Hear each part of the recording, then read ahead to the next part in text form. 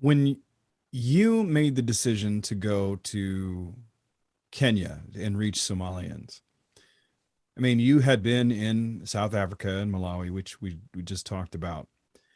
How did you discern the will of God that it was your time to go there? And was it you? Was it you feeling that first, or was it Nick?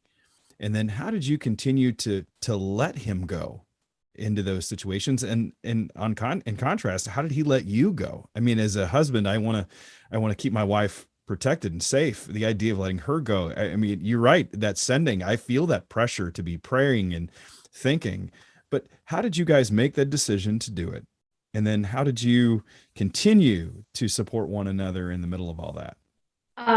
We lived on a generator in South Africa.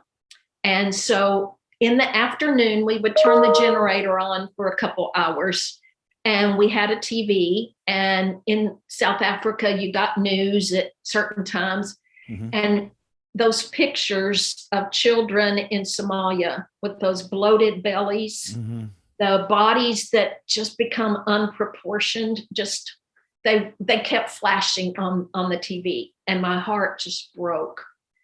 And Nick at the same time was in a meeting in Kenya. He had flown to Kenya, and in that meeting they talked about where the needs in Africa were, and of course Somalia was mentioned.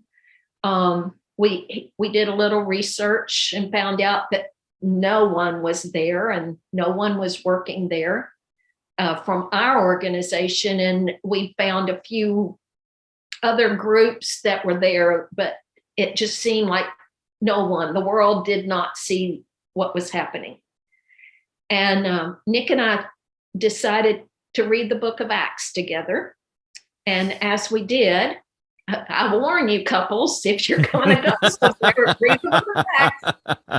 And as we did, we began to define for ourselves what was our role as a missionary.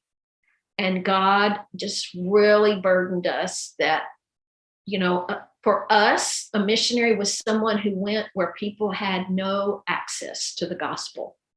And Somalia just blurted across our lives. And leadership called us at that time and said, "Are you serious about this? And if you are, can you get to Kenya in a month?" And I said, "Whoa, this is a little hard." But we packed up, we sold, we did all we needed to do. And in a month, we ended up there. And then the journey really began as we tried to figure out, how can you do this? Leadership said, we've heard it'll take 3 years for you to even get inside the country. Well, as we say, doors are always closed if you're not ready to walk through them. So when we were ready to walk through them, Nick made his first trip in 6 months in there after we studied Swahili and some Somali. And I don't think we were prepared for what was going to happen.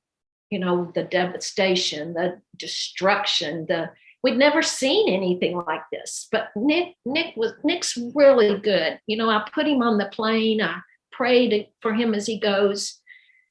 And as a husband, he really is an amazing man, because he would take notes in a little notebook that he kept in his pocket, so that when he came out, he would go through that notebook. So I feel like I was on the journey with him.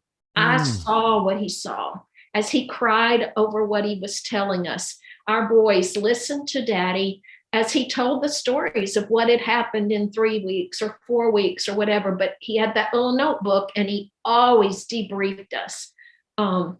I talk like I've been to a lot of places he's been in Somalia that I've never been, but he describes it for me, and I taste it and I feel it.